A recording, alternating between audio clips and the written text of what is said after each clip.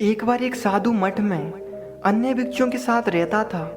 वह साधु मन से बुरा नहीं था, लेकिन उसकी एक परेशानी थी।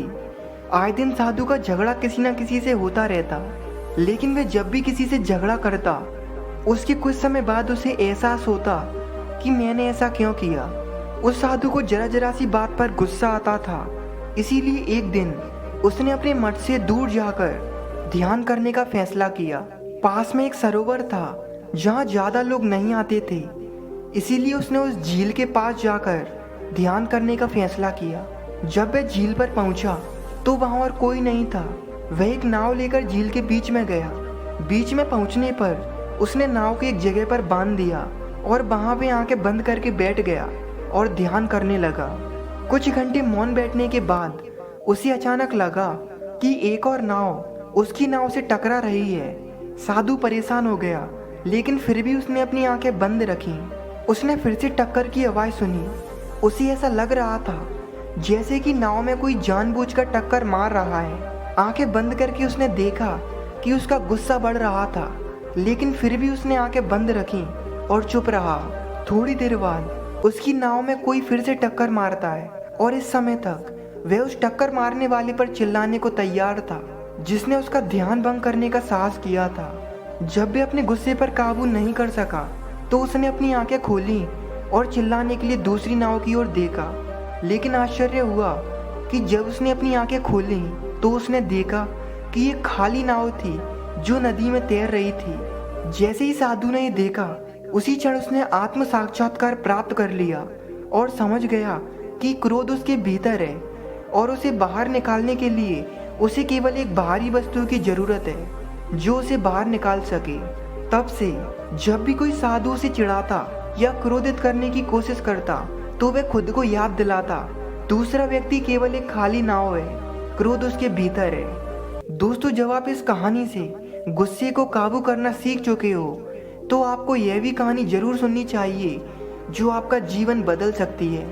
ये कहानी जापान के प्राचीन बौद्ध मठ की है, जहाँ जो भी भिक्षु दीक्षित होने आया करते उन्हें 7 दिन तक मौन व्रत का पालन करना होता था। वे इस मौन व्रत में ना ही कुछ बोल सकते और ना ही कुछ बता सकते थे। जो भी भिक्षु इस परीक्षा में सफल हो जाते वे बौद्ध मठ में शामिल हो जाते थे।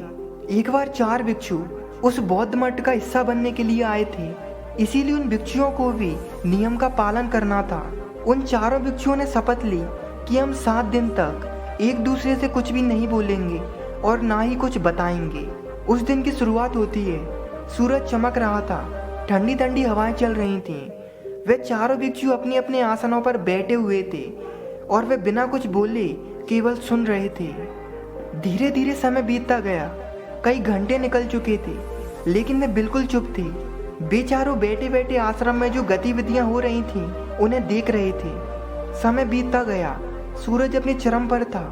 चारों तरफ धूप ही धूप थी और हर तरफ शांति हो चुकी थी। धीरे धीरे उन चारों भिक्षुओं का मन बिल्कुल शांत हो गया था और इसी तरह उन भिक्षुओं की दोपहर भी बीत गई और अब शाम होने लगी थी। वे चारों भिक्षु सूरज को डूबते हुए देख रहे थे। सूरज को देखते देखते जैसे ही सूरज डूबा, उन चारों में से एक भिक्षु ने ये कहा कि कोई आकर यहाँ दीपक जला दो।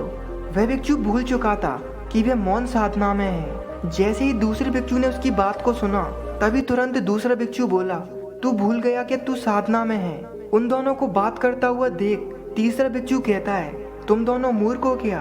बात क्यों कर रहे हो?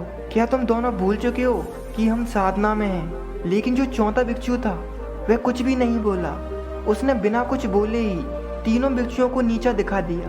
वे तीनों भिक्षु समझ गए कि कभी दूसरों की गलतियां नहीं दिखानी चाहिए। अगर हमारी गलती नहीं होती तो हमारे व्यवहार से ही दिखाई दे जाता है। दोस्तों, आजकल के समय में तो हर कोई दूसरों की गलतियां बताने में फंसा हुआ है। इसी कारण वे अपनी गलतियां नहीं देख पाता और इससे यह होता है कि वे अशांत रहता है, जिसके कारण उसकी चिंताएं बढ़ने लगती हैं और वे दुखी हो जाता है। इसीलिए दोस्तों, हमेशा किसी की गलती बताने से पहले एक बार शांत होकर खुद को जरूर देखें। धन्यवाद।